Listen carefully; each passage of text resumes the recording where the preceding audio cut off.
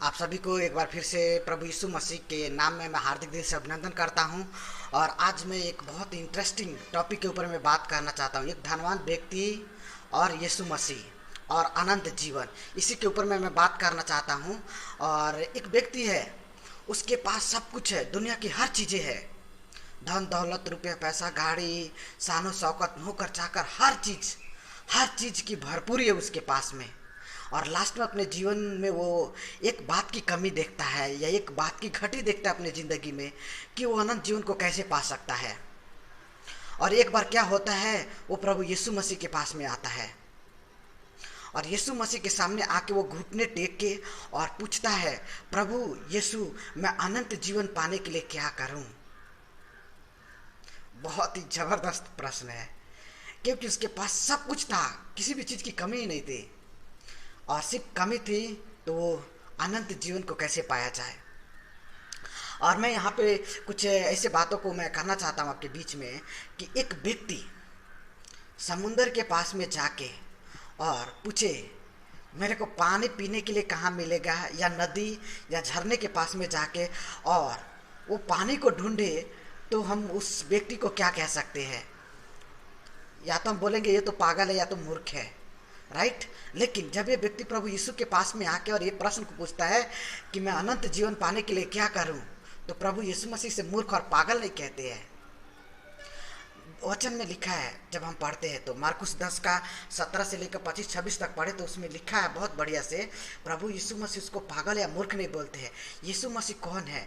जब यूहन्ना 10 का 10 में हम पढ़ते हैं तो ये मालूम होता है कि यीशु मसीह कहते हैं, मैं तो जगत में इसीलिए आया कि लोगों को जीवन मिले और बहुतायत का जीवन मिले। चोर किसी और काम के लिए नहीं, चोरी करने के लिए आता है, उसका उद्देश्य अलग है, मेरा उद्देश्य अलग है। मैं आया जीवन देने के लिए, और ये व्यक्ति जीवन चाहता है, अनंत काल का जीवन चाहता है, और वो प्रभु यीशु मसीह दे सकते हैं। और जो दे सकता है उसी के पास में आके ऐसा प्रश्न करता है। देखिए, समझना है, थोड़ा सा हमको अपना कॉमन सेंस इस्तेमाल करना है कि हम क्या बोले तो ना, बादलों के पास में जाके और पानी ढूंढे, ये बहुत ही मूर्खता वाली बात है। ऐसे ये व्यक्ति भी कर रहा है।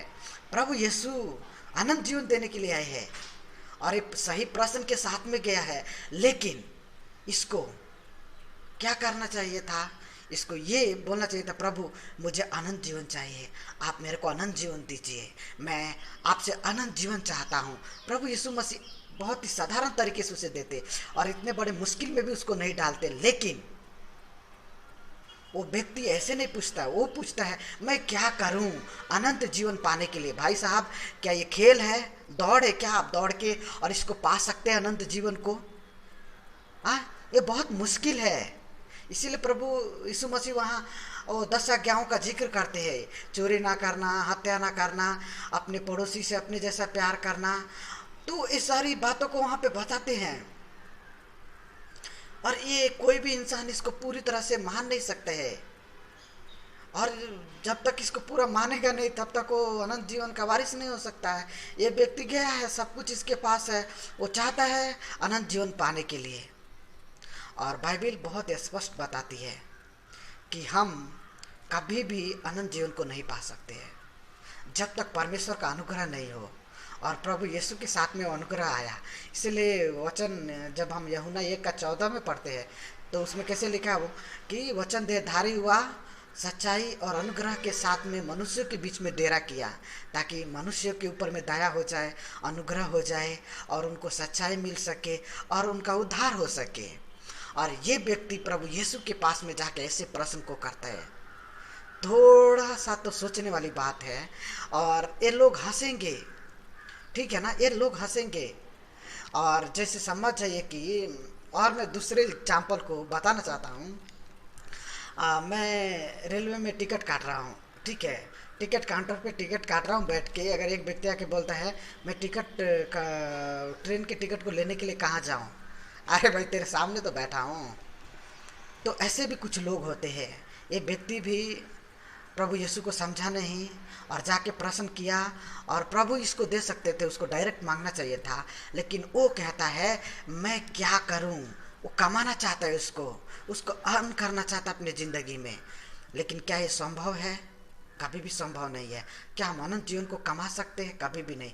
जब तक परमेश्वर वो अनुग्रह से नहीं दे तब तक हमको नहीं मिल सकता। इसीलिए जब हम इफिसियों 2 का 8, 9, 10 पढ़ते तो उसमें क्या लिखा है? विश्वास के द्वारा अनुग्रह ही से तुम्हारा उद्धार हुआ है, और कोई व्यक्ति ये बोस्ट ना करे, ये घमंड ना करे कि उसने अपनी ताकत से, अपनी बुद्धि से, अपनी मेहनत से इसे प्राप्त किया है, बल्कि ये इसीलिए परमेश्वर ने चाहा और ये अनुग्रह किया है। और ये मनुष्य से नहीं, ये परमेश्वर की तरफ से हुआ है। ये बहुत ही स्पष्ट है मेरे प्रियो।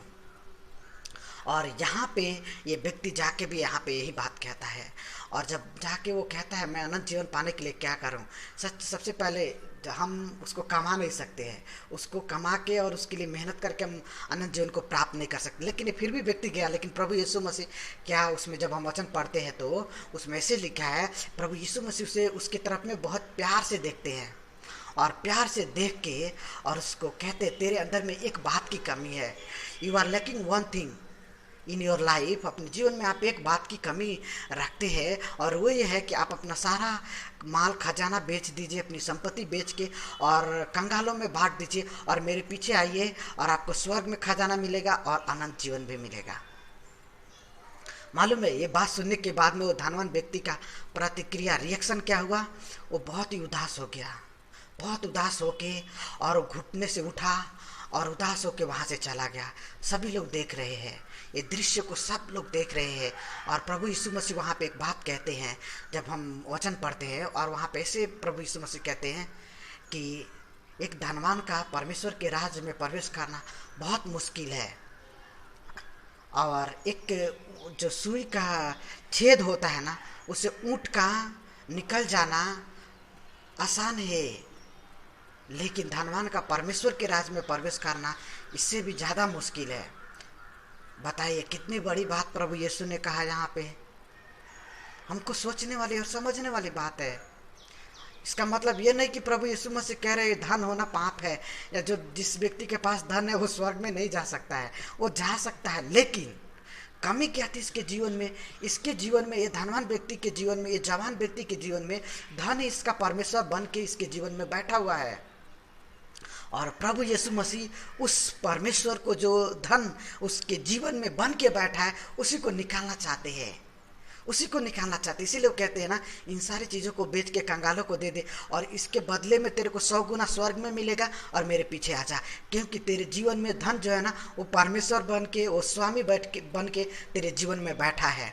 और जब तक ये तेरे जीवन में ये क्या बोले तो परमेश्वर का रूप लेके बैठा रहेगा ना, तब तक तू परमेश्वर के राज में या अनंत काल का जीवन प्राप्त नहीं कर सकता है।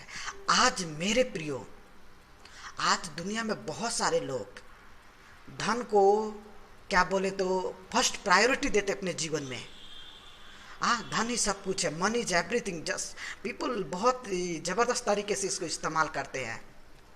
हमारे पास पैसा नहीं है, कुछ नहीं है, ऐसे भी बोलते हैं। पैसा हो या ना हो, हमारे पास अनंत जीवन जरूर हो सकता है, राइट। और यहाँ पे ये धनवान व्यक्ति के जीवन में हम यही देखते हैं, सब कुछ है, अनंत जीवन नहीं है। अनंत जीवन के लिए प्रभु का पास में आता है जो अनंत जीवन दे सकता है, लेकिन उससे रास्ता मांगता है, लेकिन उससे मांग के लेना नहीं चाहता है। वो उससे पूछता है रास्ता दिखाइए। कभी भी प्रभु यीशु के पास में आके आप मत पूछिए प्रभु मेरे को रास्ता दिखा अनंत जीवन पाने के लिए। आप बोले प्रभु यीशु मसीह आप अनंत जीवन देने के लिए आए, आप मेरे को अनंत जीवन दीजिए, मैं आपसे अनंत जीवन चाहता हूँ। और प्रभु यीशु मसीह जरूर वो अपना अनुग्रह करेंगे और अनंत जीवन देंगे। आज बहुत सारे लोग धनवान हैं और उनके जीवन में धन उनका स्वामी बन के, उनका परमेश्वर बन के बैठा है। और जब तक वो धन उनके जीवन में परमेश्वर बन के, स्वामी बन के बैठा रहेगा, तब तक उनका उद्धार नहीं हो सकता है। तब तक वे परमेश्वर के राज में या अनंत काल के जीवन को प्राप्त नहीं कर सकते। मेरे प्रियो, प्रभु यीशु मसीह यही बातों को बताना चाहते हैं। मैं हिंदू धर्म से आता हूँ, मैं आपको एक बहुत बड़ी सच्चाई बताना चाहता हूँ मेरे प्रियो। हमारा हिंदू धर्म में धन को पूजा जाता है, उसको परमेश्वर बनाया जाता है। ये प्रभु यीशु मसीह की शिक्षा के बिल्कुल ही विरोध और उल्टा है। जो लोग धन की पूजा करते हैं ना, वो कभी भी स्वर्ग या अनंत काल का जीवन नहीं प्राप्त कर सकते हैं। इसको गांठ बांध के अपने जीवन में रख लीजिए। जो लोग देख रहे हैं, आगे देखेंगे, सुनेंगे, सबको बताता हूँ, नेवर वर्शिप मनी। आप धन दौलत को कभी भी पूजा मत कीजिए। अगर जिस दिन आपने पूजा करना शुरू कर दिया या उसको अपने जीवन में पहला जगह दे दिया परमेश्वर को छोड़ के, उसी दिन से आपने अपने जीवन के अनमोल चीज़ को खो दिया। You have lost a very precious things from your life and no one is going to help you in this way.